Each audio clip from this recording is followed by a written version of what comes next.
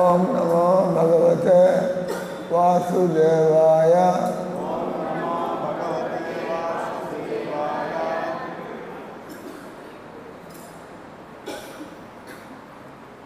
మనం రాముడిని, కృష్ణుడిని దేవుడు, దేవాది దేవుడు, భగవంతుడు అని అంటాం. అదే రకంగా చైతన్య మహాప్రభు ఆయన భగవంతుడు. మనం ఎవరైనా భగవంతుడు అనాలంటే ప్రమాణం ఏంటి, ఆధారం ఏంటి, రుజువులు ఏంటి? కానీ మనుషులు గొప్ప పనులు చేస్తే వాళ్ళని ఏమైనా భగవంతుడు అంటామా? లేదా మనం ఆ పదాన్ని ఎవరికి పడితే వాళ్ళకి వాడచ్చా? వాడడానికిలే. ఏ రకంగా ప్రజలందరి చేత ఎన్నుకోబడిన నాయకుని మనం ప్రధానమంత్రి, మనం మీకు ఇష్టం ఉన్న వాళ్ళని ప్రధానమంత్రి అనడానికిలే. అదొక పోస్టు. ఆ పోస్టులో ఎవరైతే ఎన్నిక కాబడ్డారో, అదే భగవంతుడు అంటే కృష్ణుడు ఆదిపురుషుడు, గోవిందం ఆదిపురుషం తమహం భజామి. రాధాకృష్ణ ఆది పరాశక్తి ఆదిపురుషుడు. వాళ్ళే రామచంద్ర భగవానుడు, సీతాదేవి. వాళ్ళే నరసింహస్వామి, లక్ష్మీదేవి, లక్ష్మీ నరసింహ. ఆ రకంగా కృష్ణుని మనం ఎందుకు దేవుడు అంటున్నామయ్యా? ఎందుకంటే మన వేదాల్లో ఉంది. వేదాల్లో, పురాణాల్లో, ముఖ్యంగా భాగవత పురాణం ఆఖర్లో రాసినటువంటి గ్రంథం భగవద్గీత సారం. వేద సారాలన్నీ కూడా కనీసం మనిషి యోగి కావాలంటే ఏం తెలుసుకోవాలి? ఎలా మనసుని అదుపులోకి తెచ్చుకోవాలి, ఎలా ఆత్మను తెలుసుకోవాలి, ఎలా పరమాత్మతో సంబంధం పెట్టుకోవాలి. ఆ రకంగా శాస్త్రం ప్రమాణం, శాస్త్ర ప్రమాణంగా శాస్త్రాల్లో కృష్ణుడు దేవుడిగా అభివర్ణించబడ్డాడు. ఆయన అవతారాలు భగవద్గీతలో ఒక దారిలో అడ్డం కూర్చోవాలి, అటుపోతారు. భగవద్గీతలో భగవంతుడు చెబుతున్నాడు, ఏదైనా కూడా కాల ప్రభావంలో ప్రతిదీ కూడా దిగజారిపోతుంది కదా. కాల ప్రభావంలో శరీరం ముసలిదైపోతుంది, బిల్డింగులు పాడిపడిపోతాయి. తర్వాత వ్యక్తులు అంటే వాళ్ళకి ట్రైనింగ్ ఇచ్చినంత వరకు వాళ్ళు, లేకపోతే మళ్ళా మనం రోజు పరిగెడుతుంటే మనం ఒక అథ్లెట్, మనం ఒక క్రీడాకారుగా రోజు పరిగెత్తుకుంటూ ఆఫ్ చేసేస్తే మీ ఆ సత్తు, ఆ ఫిట్నెస్ ఉంటుంది. అంటే ఈ భూమి మీద ఎప్పుడు కూడా గురువులుండి జనాలకు జ్ఞానబోధ చేస్తూ, వాళ్ళు సాధన చేస్తూ, ఈ ప్రభుపాద ఆయన వచ్చినప్పుడు జనాలంతా కూడా ఎవరు ఏంది దేవుడు తెలీదు, పద్ధతులు లేవు, మాంసం తినడం, సారాయి తాగడం, ఆడవాళ్ళతో తిరగడం అదే జీవితం అనుకున్నట్టుగా. కానీ ఆయన వచ్చి అదేం బతుకు కదా, ఆధ్యాత్మిక జీవితం. మనిషి అంటే ఆధ్యాత్మిక జీవితం. ఆత్మను తెలుసుకొని వాడు మనిషి కాదు, ఆధ్యాత్మికంగా ఎదగనటువంటి వాడు మనిషి కాదు, దేవుడితో సంబంధం లేనటువంటి వాడు పశువులాగా బతుకుతున్నాడు. మొహమాటం వెళ్ళా. మనిషి అయిన తర్వాత దేవుడిని తెలుసుకోవాలి. మనిషి దేవుడిని తెలుసుకోకపోతే ఇంకోటి తెలుసుకుంటాడు. అంటే మానవ జీవితం పుట్టినప్పటి నుంచి చావుకు దగ్గర పడుతూ ఉంటాం. పుట్టినవాడు చావుకు తప్పదు. ఈ చావు పుట్టుక మధ్యలో నువ్వేం చేస్తున్నావు? మూర్ఖుడు ఏం చేస్తున్నాడు, మహాత్ముడు ఏం చేస్తున్నాడు? కాబట్టి మనం పనికి మాలిన వాళ్ళని అనుసరించాలా? మూర్ఖుల పరంపర. వాడి ఫిల్మ్ నువ్వేమవ్వాలా? నేను ఫిల్మ్ ఇండస్ట్రీలో నేను యాక్టర్గా మారా. నువ్వేం చేయాలి? నేను క్రికెట్ స్టార్గా ఎదగాల. వాడు మూర్ఖుడిని ఎంచుకున్నాడు.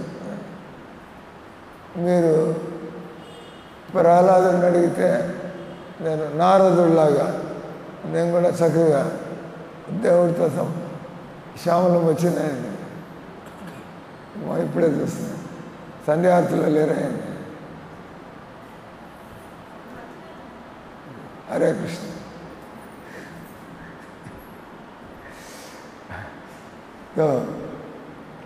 ప్రతి మనిషి జీవితంలో మీరు కొద్దిగా 15 ఏళ్ళు 20 ఏళ్ళు వస్తే ఏం కావాలి జీవితంలో అడుగుతాం కదా. మీరు మీ అబ్బాయికి 15 ఏళ్ళు వచ్చాక మీరు ఏం కావాలనుకుంటున్నారు? డాక్టరా, ఇంజనీరా, రాజకీయాల్లోకి పోవాలా, స్పోర్ట్స్లోకి పోవాలా? మీరు భక్తులైతే ఈ సంసార శరీరానికి నేను విజయవాడలో ఉన్నా కదా, అతను చావు అనేది ఎట్లా వస్తుందో. మేము అహోబిలం పోతుంటే అహోబిలంకి మేము అహోబిలం పోవడానికి ఆత్మకూరు సంఘం అటు పోవాలి, బద్వేలు మైదుకూరు. మేము ఆత్మకూరుకి ఫోన్ వచ్చింది. ఆత్మకూరు ఇంకా ఇక్కడే కొంచెం ఫలానా చచ్చిపోయింది సార్, భువనేశ్వరం గారు తెలుసా? ఎవరే భువనేశ్వరం? Non sense. ఇన్ని వాళ్ళ తోటల్లో పండుగలు జరిగాయి. ఎప్పుడు ఆమె ఉపయోగం చేసేది. తోటల్లో కార్తీక వన భోజనాలకి ఇస్కాన్ పెట్టినప్పుడు ఎవరైనా ఉపయోగం అంటే అని వాళ్ళు తినడానికి వచ్చి ఎవరో తెలియదండి. అట్లాగే మనం పాణిహట్టి తోటల పండుగ అంటాం. ఆ పండుగకి వాళ్ళు వచ్చి ప్రతి సంవత్సరం డబ్బులు 2 సార్లు మనం మందిరం నుంచి బయటికి పోతాం. బయటికి పోయి ఎప్పుడు రాలేదే తోటల పండుగకి. మరి ఎవరైతే ఉపయోగం చేస్తుంది ఎవరు? నేను వాళ్ళని గుర్తుపట్టమంటలే, వాళ్ళని గుర్తుపట్టమంటలే. నేను చదువుకున్న వాళ్ళు కొద్దిగా రెగ్యులర్గా వచ్చేవాళ్ళకి మనలో ఎవరు వస్తున్నారు పోతున్నారు అవేర్నెస్. ఎవరికి దేనిలో ఇంట్రెస్ట్ చెప్పండి ఉంటా. శ్యామలం కనపడింది, ఇంటికి పోయిందని తెలుసు. బాగుంది, అరే శ్యామలం కనపడుతుంది. ఎవరి ఇంట్రెస్ట్, మనలో ఎవరు రెగ్యులర్గా వస్తున్నారు, ఎవరి భక్తులు.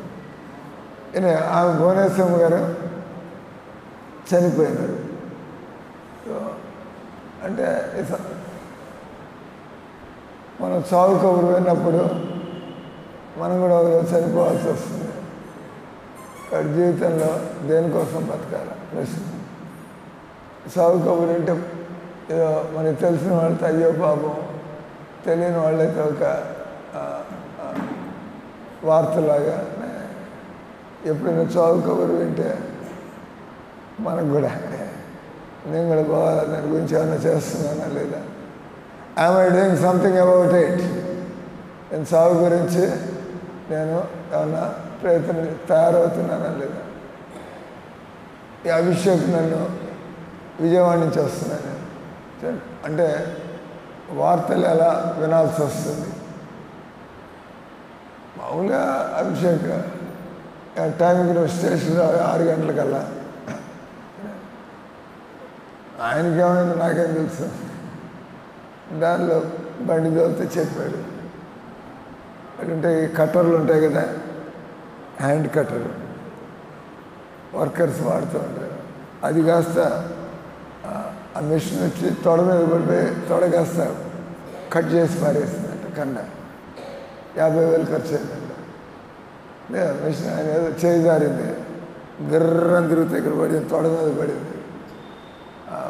మాంసం కట్ అవ్వడానికి అంత ఏం పని చేయాలి, పడంగానే అంత వేగంగా తిరుగుతున్న చక్రం పడింది, కట్ చేసి పారేస్తుంది. ఎముక ఎరగలేదు లోపల. ఆ వార్త వినడానికి పాపం ఆయన పని చేసుకున్నాడు. అంటే ఆయనకు వచ్చిన లాభం అంతా కూడా వర్కర్ యాక్సిడెంట్కి 50,000 కట్టాల్సి వచ్చింది. లాస్ ప్లస్ ఆ వ్యక్తికి పని చేయలేడు. ఒక 3 వారాలు 4 వారాలు నరాలు ఏమైనా తెగాయి తర్వాత తెలుస్తుంది. నడవడానికి ప్రయత్నం చేస్తుంటే నడవలేకపోతే, అంటే నరాలు తెగిపోయింది ఉంటాయి కదా. కండలు పని చేయాలంటే వాటికి నరాలు కనెక్షన్ ఉంటుంది. లైట్ వెలుగుతుంటే వైర్ ఉంటుంది. లైట్ వెలగకపోతే ఇలాంటి డిస్కనెక్షన్ అయిందాము, వైర్లు చెక్ చేయండి. ఇవి అంతే. శరీరం కూడా ఒక యంత్రం, ఇది ఆటోమేటిక్ ఎటు పని చేయట్లే, కనెక్షన్ ఉంటుంది. కట్ అయిందంటే అంటే పక్షవాతం, నరం పని చేయట్లేదు. అంటే ఎట్లాంటి కబురు వినాలా అని చెప్పుకునేది. ఎందుకంటే ఈ సంసారంలో ఏ క్షణం ఎవరి గురించి ఏం కబురు వినాల్సి రావచ్చు. మా అమ్మ అంటుంది చెప్పారు, రే ఏం తినాలనిపించటం లేదురా, తింటలేదు అంటే నీకు చావు దగ్గర పడుతున్నట్టుంది. అంటే చావు దగ్గర పడుతుంటే ఆకలి ఏముండదు అంటే చనిపోతుంది. ఎన్ని లక్షణాలు, తినది అరగదు, తినాలనిపించదు, చావు దగ్గరికి వస్తుంది. అంటే మేము ముసలాళ్ళు అవుతున్నాం. ఇంతకుముందు 4 మాటలు తినేవాళ్ళం, ఏది పడితే తినేవాళ్ళం. ఇప్పుడు అటంతా తినగలిగే పరిస్థితి లేదు. ఎందుకంటే మీలాగా ఇప్పుడు ఈ వయసులో తినలేం. అంటే చావు దగ్గరికి వస్తుంది. ఈ శరీరం ఫెయిల్ అవ్వడం ప్రారంభమైంది. Slowly the machine is getting deteriorated and one day it stops. That is called death. So తర్వాత ఇంకో కబురు, ఆ సోమేశ్వర గారి ఇంటికి వెళ్ళారు. ఒక బ్యాంకులో, స్టేట్ బ్యాంకులో ఆఫీసర్ అంట. ఆ వెళ్ళే దారిలో హరే కృష్ణ మూవ్మెంట్ వాళ్ళు ఇస్కాన్ మందిరం, మన మందిరాలు ఇస్కాన్ మందిరాలు అంటారు. మనతో గొడవ పెట్టుకుని వేరైన వాళ్ళు ఇస్కాన్ పేరు వాడడానికి లేదు, దాన్ని హరే కృష్ణ మూవ్మెంట్ అంటారు. ఇస్కాన్ వాడితే బాంబే కిందకు వచ్చేస్తుంది. మళ్ళీ ఏదో అటు ఇటు మ్యానిపులేట్ చేసి అదొక లిటిగేషన్. సో వాళ్ళ మందిరం ఉంది అక్కడ విజయవాడలో, ఇస్కాన్ మందిరం ఉంది. ఇస్కాన్ రెబల్ దాన్ని హరే కృష్ణ మూవ్మెంట్ అంటారు. వాళ్ళ మందిరం కూడా ఉంది. ఒక ఆమెకి ఈ హరే కృష్ణ మూవ్మెంట్ మందిరం దగ్గరలో ఉంటే రోజు ఆఫీస్కి పోతా స్టేట్ బ్యాంక్ ఆఫీస్కి పోతా ఆవుకి ఏదో రొట్టె అన్నం సంథింగ్ కూరగాయలు తీసుకెళ్ళి అటు చేస్తుంది. మళ్ళీ ఒక 2 వారాల క్రితం అట్లాగే పోయింది, రోజు పోతున్నట్టుగా ఒకే ఆవు, అదే ఆవుకి. ఆ రోజు ఏముందో అంటే ఆవుకి ఏదో పిచ్చెక్కిందని కాదు, ఆవు ఈనింది దూడ.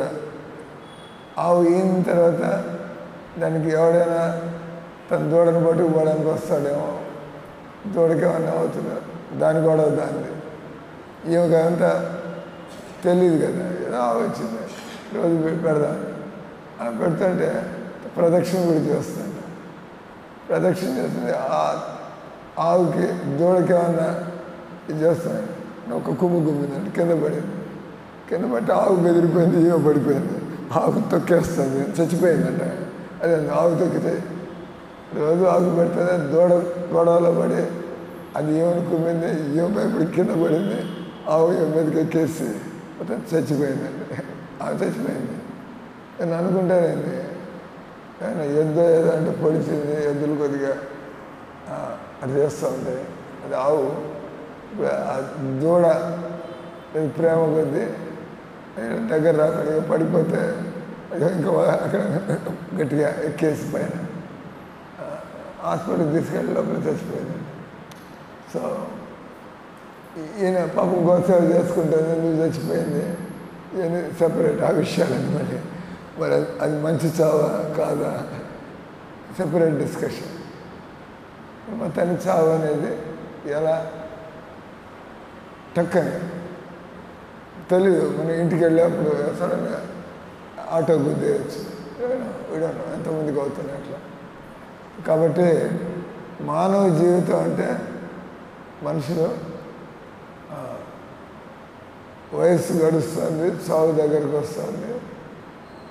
భగవంతుడు నన్ను మనిషిగా ఎందుకు పుట్టించాడు, మనం బర్రెగా ఎందుకు జన్మించలేదు, దున్నపోతుగా ఎందుకు పుట్టలేదు, కుక్కలాగా ఎందుకు పుట్టలేదు. మనకి ఈ దుర్లభమైనటువంటి, మనకి ఎంతో అనుకూలమైనటువంటి మానవ జన్మ దొరికింది. ఏం చేస్తున్నాడు? ఎంతో సంపాదించుకొని తిని పండుకొని పిల్లలు కానీ వాళ్ళ కోసం. అంటే మీరు తత్వాన్ని తెలుసుకోలేదు. తత్వ జిజ్ఞాస.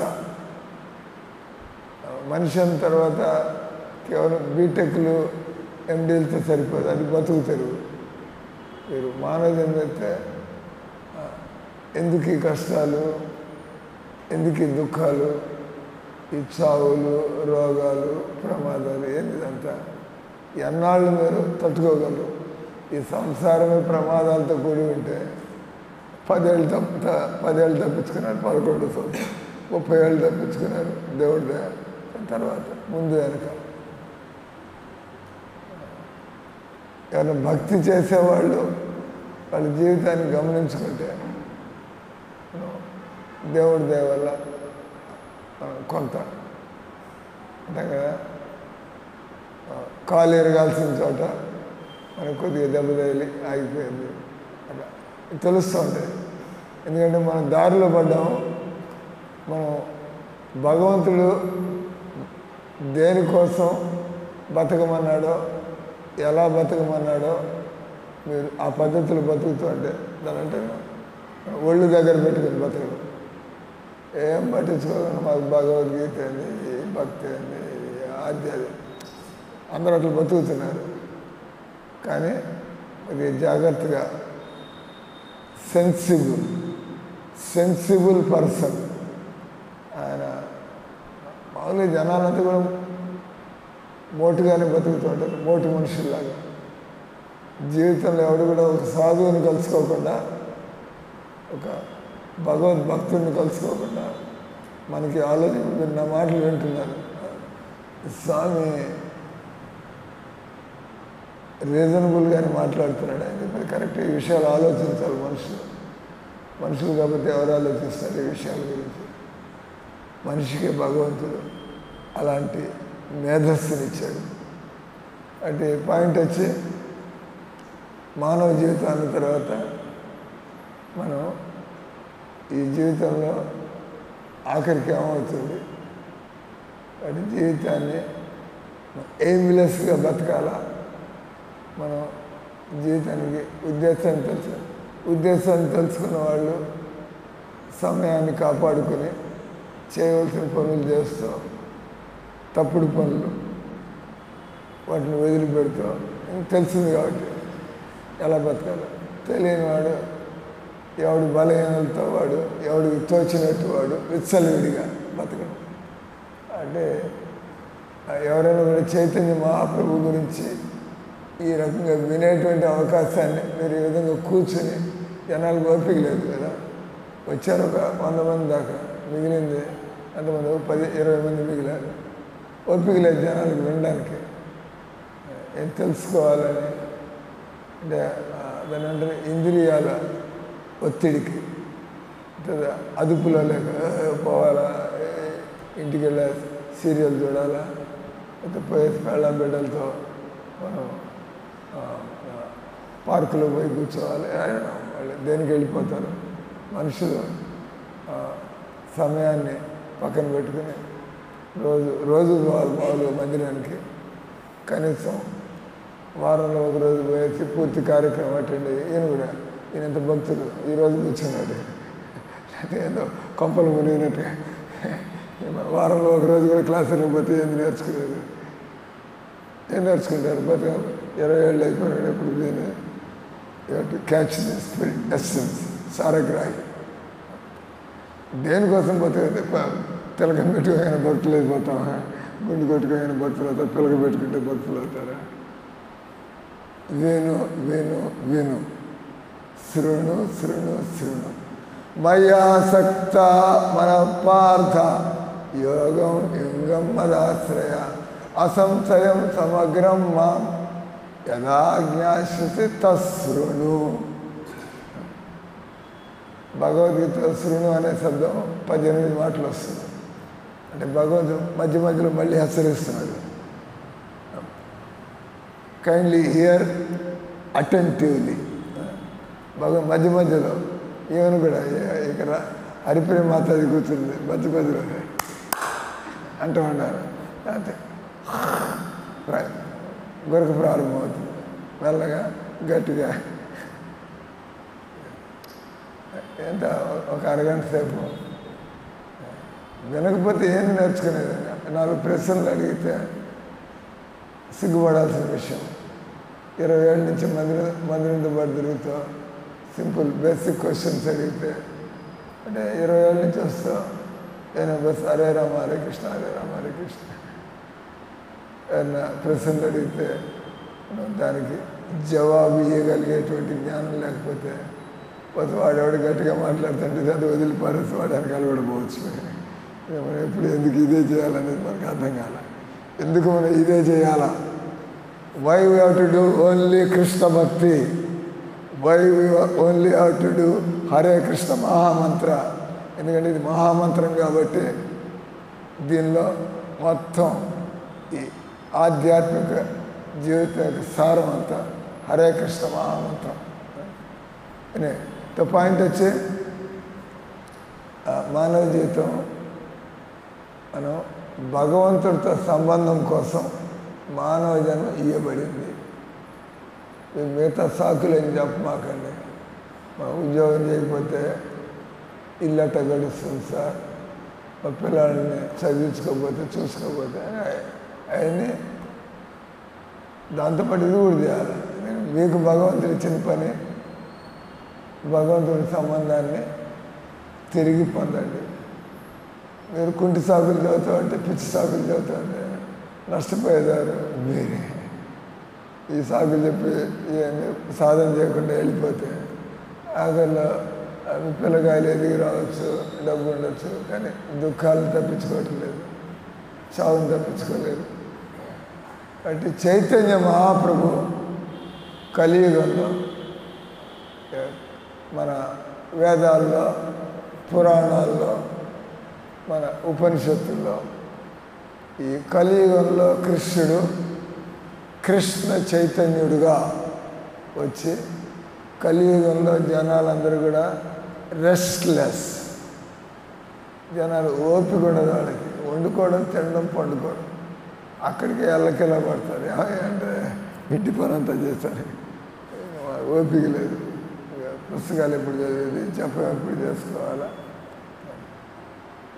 కానీ మనం జీవితాన్ని ఒక పద్ధతిలో అది మేము చేసి చూపిస్తూ ఉంటాం, అన్ని పనులు చేస్తూ ఉంటాం. 6 టైంకి వచ్చేస్తాం లేదా 6కి ప్లానింగ్. నాకు కూడా ఎన్నో పనులు ఉంటాయి మేనేజర్గా, ఆ కన్స్ట్రక్షన్ పనులు ఉంటుంది, మందిరంలో ఇవి ఉంటాయి, అవి ఉంటాయి. నేను బయటకు అక్కడ ప్రోగ్రామ్కి పోయి రావడం పోయేస్తాను. కానీ మందిరంలో ఉన్నా అంటే అరే ఒక 45 నిమిషాలు ఆరుతుంటుంది. నీ అలసిపోవడం ఏందో, నీ నిద్రపోవడం ఏందో, నీ ఆరోగ్యం తర్వాత కూడా మందిరంలో ఉండేది ఈ పని కోసం, మందిరంలో ఉండేది ఈ పని కోసం. దానికోసం కూడా మీరు సాకులు చెప్పి అటు పండుకుంటుంటే మీరు మందిరంలో ఉండడానికి అర్హత ఉందా? ప్రభుపాదులు మన ఈ మాత్రం మీరు చేయండి.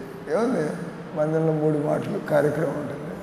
ఉదయాన్న మంగళారతికి రండి, ఉదయాన్న క్లాసుకి రండి, సాయంత్రం ఆరతికి క్లాసుకి బస్. మిగతా టైంలో రోజంతా ఇక్కడ కూర్చొని రోజంతా కదలకుండా ఎవరు చేయలేరట, అవసరం లేదు కూడా. అంత దాన్ని అంటారు కొద్దిసేపు సేవలు, కొద్దిసేపు క్లాసులు, కొద్దిసేపు ఆరతులు, కొద్దిసేపు రెస్ట్ తీసుకోవడం, అన్నీ చేయాలి, ఎవ్రీథింగ్. సో చైతన్య మహాప్రభు ఆయన భగవంతుడు ఎందుకన్నామయ్యా అంటే మన భాగవతంలో ఉంది, కృష్ణవర్ణం చిసాకృష్ణం సంగోపాంగర్ష పార్షదం యజ్ఞ సంకీర్తన ప్రాయ ఏజనంతి సుమేధస. 11వ స్కందంలో భాగవతంలో చెప్పబడింది. ఈ కలియుగంలో కృష్ణవర్ణం అంటే భగవంతుడే, చిసాకృష్ణం కానీ భగవంతుడు అకృష్ణుడిగా రాకుండా కృష్ణుడు దానికి ఆపోజిట్ కలర్లో, కృష్ణుడు నీలమేఘశ్యాముడు, ఈయన బంగారు వర్ణంలో వస్తాడు. కృష్ణవర్ణం చిసాకృష్ణం. సంగోపాంగర్ష పార్షదం ఒక్కడే రాడు భగవంతుడు. ఈ కలియుగంలో సంగోపాంగర్ష పార్షదం, ఆయన తన పార్షదులతో పాటు వస్తాడు. ఎందుకంటే ఈ కలియుగంలో కీర్తన చేయాలి కాబట్టి భగవంతుడు తన పార్షదులతో పాటు వచ్చి ఆయన తన కీర్తనలు అందరినీ కూడా కలుపుకొని, ఎవరూ లేనప్పుడు ఆయన తన పార్షదులతో పాటు కీర్తన ప్రారంభించి ఆ కీర్తన వల్ల అందరినీ ఆకర్షించి ఆయన మాట్లాడుతూ కీర్తన ఎందుకు చేయాలో వాళ్ళందరికీ నచ్చజెప్పి ఆ కీర్తనలో ఉండే ఆనందం ఏందో ఆయన చూపించి ఆయన నృత్యం చేసి ఆయన భగవన్నామం సంకీర్తన చేసి ఆయన ఆనందాన్ని పొందుతూ తన కీర్తనకి తన పార్షదుల్ని తెచ్చుకొని బలరాముడు, విష్ణుమూర్తి, శివుడు, నారదుడు ఇలా వెంట తెచ్చుకున్నాడు ఆయన చేసి. తర్వాత మీరంతా కూడా వాళ్ళు కొద్ది కాలానికి వచ్చారు. ఆ తర్వాత మనం అంతా ఇప్పుడు మనం ఏ రకంగా మనం కలిసి చేస్తాం, వాళ్ళు చెప్పారు కాబట్టి అట్లా చేయాలి. మనకు కూడా తెలుస్తుంది, ఇది పని చేస్తుంది. రోజు మనం జపం చేస్తాం, 10 మంది కలుసుకున్నప్పుడు కీర్తన చేస్తాం అంటే మనం బయట ఎక్కడ ఎత్తుక్కోవక్కర్లేదు. ఏదో కొంత డబ్బులు సంపాదించడానికి పనికి పోవడం, మిగతా టైంలో నేను విజయవాడలో నన్ను కలుసుకోవడానికి 10 మంది వచ్చారు శ్యామలం గారింటికి. నేను చెప్పాను, మీరేమి షార్ట్లు వేసుకుని పిచ్చుకుక్కలాగా వాకింగ్ పోవక్కర్లేదు, అదేదో మందిరంలో డ్యాన్స్ చేయొచ్చు, అదేదో మందిరానికి ప్రదక్షిణ చేయొచ్చు, లేదా కనీసం వాకింగ్ పోతుంటే మీరు నాకు అప్పుడప్పుడు నవ్వు వస్తూ ఉంటుంది. నేను కూడా వాకింగ్ పోతూ ఉంటాను. నడిపోతుంటే వాకర్స్ అసోసియేషన్ 15 మంది అటు నుంచి అంతా వస్తూ ఉంటారు గుంపుగా. నాకు కుక్కల గుంపు గుర్తు వస్తూ ఉంటుంది నాకు వాళ్ళని చూస్తే. వీళ్ళంతా వచ్చే జనంలో ఏమవుతారు, అందరూ రిటైర్డ్, అందరికీ 60-70 ఏళ్ళు, ఏమీ జ్ఞానం లేదు, బుద్ధి లేదు. మమ్మల్ని చూస్తున్నా కూడా నేర్చుకోవాలని, అడగాలని, కనీసం మనం కూడా నేను వాళ్ళంతా అట్లా బజార్లో కేవలం నడుస్తూ గుంపుగా తిరుగుతూ, కుక్కల గుంపు తిరుగుతుండే పొద్దున్న కుక్కలన్నీ కలిసి అనిపిస్తుంది. వీళ్ళంతా వచ్చే జనంలో అదే జనం పెడతారు. ఎందుకంటే 70 ఏళ్ళు వచ్చినా వాళ్ళకి ఏమి సుఖం లేదు. ఏం చేయాలి, మీరు ఎంత వాకింగ్లు చేసినా ఆరోగ్యం కాపాడుకోవడం అది వీలు కాదు. ఈ కసరత్తు చేయండి, టానికులు తాగండి, యోగా చేయండి.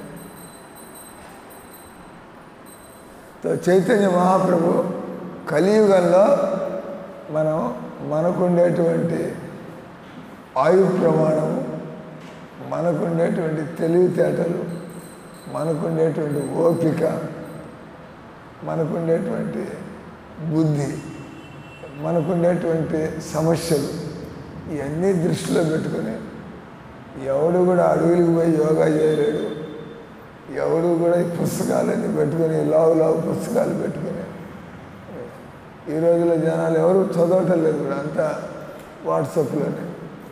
ఎన్నాళ్ళు ఏంటుంది మీరు పెన్ను పెట్టుకుని కాగితంతో రాసి అంతా ఇట్ట అంత పోతుంది. అసలు హ్యాండ్ రైటింగ్ అంతా పోయింది. ఎంత మెషిన్లు మీ జీవితంలో ఎక్కువ చోటు చేసుకుంటూ ఉంటారో మీ బుద్ధి అంతా తగ్గిపోతూ ఉంటుంది. ఎందుకంటే అవి చేస్తున్నాయి. ఇప్పుడు మిమ్మల్ని అడిగితే 9 8 9 ఎంత అందంటే 5 నిమిషాలు పడుతుంది. ఎందుకంటే వెళ్ళిపోయినాయి. క్యాలిక్యులేటర్ పెట్టుకుని 9 ఆ క్యాలిక్యులేటర్ లేకుండా చెప్పమంటే ఎత్తుకోవాలి. 2 9 18, 3 9 27, 4 9 అక్కడికి వచ్చేప్పుడు అసలైంది 9 ఎంత మళ్ళీ అది గుర్తురాటలే. బట్టి కొట్టాలి చిన్నప్పుడు నేర్చుకొని కొన్ని అలవాటు అవ్వాలి. దానిపైన లెక్కలు మళ్ళీ వేసుకుంటాను. కొన్ని మామూలుగా గుర్తొచ్చేయాలి. ఎంత అంతే కదా చిన్నప్పుడు నేర్పించేవాళ్ళు. మనకి ఇప్పుడు అంతా పోతుంది, అంత క్యాలిక్యులేటర్ పెట్టి. కాబట్టి చైతన్య మహాప్రభు ఈ కలియుగ జీవుల యొక్క దుర్భాగ్యాన్ని, కలియుగంలో ఉండేటువంటి ఈ పరిస్థితులను గమనించి ఇటువంటి పరిస్థితుల్లో కూడా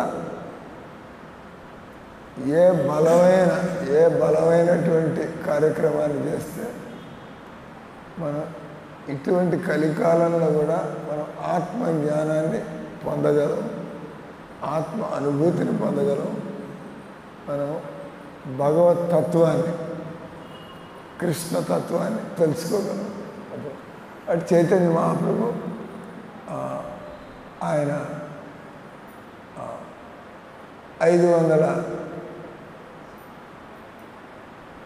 518 సంవత్సరాలు 28 సంవత్సరాలు 528 సంవత్సరాల క్రితం కృష్ణుడు ఈ బెంగాల్ నవదీప్ మాయాపూర్లో వచ్చి 48 సంవత్సరాలు ఆయన ఈ భూమి మీద ఆయన సంకీర్తన లీలలు ఆయన చేసి లక్షలాది మందిని,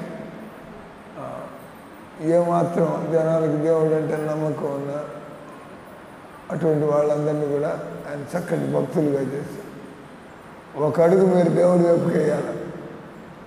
మీరు అటుపోతుంటే దేవుడు మీ వెనకాల రాడు. మీరు కొద్దిగా దేవుడు అంటే కొద్దిగా టక్కని దేవుడి విధంగా అవకాశాలు ఇస్తాడు, మెల్లిమెల్లిగా లాగేస్తాడు ఆయన. చైతన్య మహాప్రభుతో మనం ఇంకొక 5 నిమిషాలు ఉంది. చైతన్య మహాప్రభు ఆయన జీవితాన్ని 3 భాగాలుగా, నేను తెలుగులో కూడా ఒక పుస్తకం రాశాను. ప్రభుపాదులు వారు ఇన్ని పుస్తకాలు రాశారు చైతన్య మహాప్రభు మీద. దానిలో సంక్షేపంగా ఆయన జీవితం ఆదికాండ అంటే ఆయన ఆది లీల, మధ్యలీల, అంత్యలీల. చైతన్య మహాప్రభు పుట్టినప్పటి నుంచి 24 ఏళ్ల దాకా ఆయన ఏం చేశాడు. 24 తర్వాత ఆయన యాక్టివిటీలు మార్చాడు. పుట్టినప్పటి నుంచి 24 ఏళ్ళ దాకా కొన్ని పనులు అదేనా చెప్పుకుంటాం. 24 గడిస్తే ఆయనకి సీరియస్, ఇంకా ఏ ఉద్దేశంతో భగవంతుడు ఈ భూమి మీదకి వచ్చాడు. ఇంక 24 ఏళ్ళు వచ్చిన తర్వాత నేను ఇంకా యావత్ భారతదేశాన్ని తిరిగి కాలినడకన, ఆ రోజుల్లో ట్రైన్లు, బస్సులు 14వ శతాబ్దంలో ఇవన్నీ ఉండేవి కాదు. కాలినడకన ఆయన వాడవాడల గ్రామాలు అన్ని తిరుగుతూ ఎక్కడికి ఆయన అసామాన్యమైనటువంటి సౌందర్యం భగవంతుడు. ఆ విధంగా తర్వాత ఆయన గొంతు, ఆయన తన నామాన్ని తానే పాడుతూ ఆయనే కృష్ణుడు, ఆయనే హరే కృష్ణ మంత్రాన్ని పాడుతున్నాడు. భగవంతుడు పాడితే ఆ దరిదాపులు ఎవరు విన్నా కూడా భలే ఉంది ఈ మంత్రం, భలే ఉంది ఈ మంత్రం. మామూలు ఈయన పాడుతుంటే జనాలు ఎంతమంది, వేల మంది భక్తులు అయిపోయినారు గురువు గారు పాడుతుంటే. భగవంతుడు పాడుతుంటే వినేవాడికి ఈ మంత్రంలో ఎంత సుఖం ఉంది, ఎంత ఆనందం ఉంది. అప్రయత్నంగా మీ నోటి నుంచి ఆయన కీర్తన వినిపించాడు, ఆయన ముందుకు వెళ్ళిపోయినాడు. మీరు ఇంక వదిలిపెట్టలేకపోతున్నారు ఆ మంత్రాన్ని. మీ నోటికి కూడా ఇంకా అంటుకుపోయింది. చైతన్య మహాప్రభు వచ్చాడు, పరిచయం చేశాడు. కొంతమంది ఎట్లంటే జ్యోతి లాంటి వాళ్ళు, రేపు భలే ఈ వెనకాల పడి తిరుగుతాను వాళ్ళు బతకద్దు అని చెప్పి, పెళ్ళాం బిడ్డలతో ఉన్నావు, మొగుడు పిల్లలతో ఉన్నావు, నువ్వు ఎక్కడ తిరుగుతావు? ఇంటి పట్టునుండే నువ్వు ఇంట్లోనే ఉంటావు. చక్కగా ఇదే విధంగా నా ప్రభావంలో ఏ విధంగా నీకు కీర్తన చేయాలనిపిస్తుందో కీర్తన చేసావు.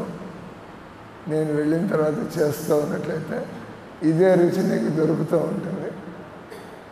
నువ్వు చేస్తూ ఉంటే నిన్ను చూసి 10 మంది మారుతారు. మీరంతా కలిసి ఏ విధంగా నేను సంకీర్తన చేశాను అండ్ మీరు చేస్తారు, మీ అందరూ కూడా ఈ విధంగా జీవితాన్ని కాపాడుకోగలుగుతారు. మీరు కూడా భక్తిలో నిరంతరం ఆనందాన్ని పొందుతూ గడపగలుగుతారు. మీకు తెలిసిన వాళ్ళు మాలాగా ఎవరికి తెలిసిన మనం ఏ విధంగా బంగారాన్ని జాగ్రత్తగా మీ ఇంట్లో ఈ దగ్గర ఎంత బంగారం ఉందో ఎవరికి కూడా తెలియలేదు. తెలిస్తే మీగా ఎత్తుకుపోతారేమో, ఇలా మనం అప్పు అడగడానికి వస్తే చెప్పరు కదా, మీకు ఎంత బంగారం ఉందో అది చెప్పుకుంటారు. అది 2 కేజీలు బంగారం ఉందని ఆలోచిస్తుంది, ఎంత ఉంది బీరు వాళ్ళ. మనం విలువైనటువంటి విషయాలు జాగ్రత్తగా మనం పదిలంగా జాగ్రత్తగా ఉంచుకుంటాం. అలాగే ఎవరైతే ఈ భగవన్నామృతో నా రోజువారీ జీవితంలో దీన్ని మాత్రం నేను కాపాడుకోవాలా, దీన్ని అటు ఇటు చేశా అంటే మళ్ళా నాకున్నటువంటి ఆ రుచి కూడా పోతుంది. తర్వాత మళ్ళీ నేను బజార్లో అందరిలాగా సామాన్య వ్యక్తిలాగా బతకాల్సి వస్తుంది. ఆధ్యాత్మిక వ్యక్తిలాగా బతకడం నుంచి మనం పథభ్రష్టులు అవడం కదా. కొన్నాళ్ళు చేసి వదిలిపెట్టారంటే మనం ఏదో నిర్లక్ష్యం చేస్తుంటాం, అపరాధాలు చేస్తూ ఉంటాం మనం, లేదా మనం అసావధానంగా ఉంటాం. అందుకే చైతన్య మహాప్రభు ఏమనేవాడు, నేను మీకు నిజమైన ఆనందము, నిజమైన ప్రేమ. భగవంతుడిని ప్రేమిస్తే మీకు అందరి ఏడ ప్రేమ కలుగుతుంది ఆటోమేటిక్. భగవంతుడి మీద మీకు ప్రేమ ఉంటే అరే వీళ్ళు కూడా మన కుటుంబమే కదా, అరే నేను వీళ్ళకి ఎందుకు అన్యాయం చేయాలి, this is a natural outcome. మనం భగవద్భక్తులైనట్లయితే మనం మన వాళ్ళు బయట వాళ్ళని చూడం. ఎందుకంటే మనకి తెలుసు మనం అన్యాయం చేస్తే మనకి అదే గతి పడుతుంది. అలాగే భక్తిలోకి వస్తే self checks and balances. So ఇక్కడ చైతన్య మహాప్రభు పుట్టినప్పుడే అద్భుతాలు చేయడం ప్రారంభించాడు కృష్ణులాగా. అని మనం రేపు పొద్దున మీరు బహుశా మీరు 14వ తారీఖు దాకా రోజు పొద్దున సాయంత్రం వస్తుంది. మీరు కొద్దిగా ఏంటంటే లేదా పొద్దున విన్నది ఆ కంటిన్యూటీ పోతుంది. పొద్దున వినగా సాయంత్రం వస్తారు. తిన్నగా మీరు 14వ తారీఖు వస్తే ఏదో కొద్దిగా వింటారు. అంటే 24 సంవత్సరాల దాకా ఆయన బాల్య లీలలు ఏ విధంగా ఆయన ఇండైరెక్ట్గా, ఆ తర్వాత డైరెక్ట్గా కీర్తనలు ప్రారంభించాడు. 6 ఏళ్ళు ఆయన కీర్తన కొద్దిగా మాట్లాడడం, కానీ ఎక్కువ కీర్తన. అందరూ కూడా ఇట్లా విని నేర్చుకునే ఓపిక ఉండదు, కానీ కొద్దిగా మాట్లాడేవాడు. పండితులతో ఇట్లా మామూలుగా కీర్తన చేస్తూ జనాలు ఆకట్టుకుంటూ పోయాడు. 24/6/30 అతను 18 ఏళ్ళు ఆ భగవన్నామంలో గురి కుదిలి రుచి కలిగితే ఎలా మనం మరింత చేస్తూ మనం భగవంతుడి సంబంధంలో లోతుగా పడిపోవడం, భగవంతుడికి సేవలు చేయడంలో, భగవంతుడి గురించి తెలుసుకోవడం. అది ఆయన ఒకే చోటు ఉండి ఆఖరి 18 ఏళ్ళు కేవలం జగన్నాథ్పురిలో ఉండి ఒకటే పని రాత్రింబగళ్ళు. చాలా విషయాలు ఉన్నాయి. రాత్రి ఒకటే పని చేస్తుంటే కృష్ణ ప్రేమలో ఆయన ఎలా బతికాడు, ఎలాంటి పనులు చేశాడు. అందరూ అనండి, హరే కృష్ణ కృష్ణ కృష్ణ హరే హరే, హరే రామ రామ రామ హరే హరే. గౌరంగ మహాప్రభు ఆవిర్భావ దినోత్సవ వేడుకలకి గౌరవ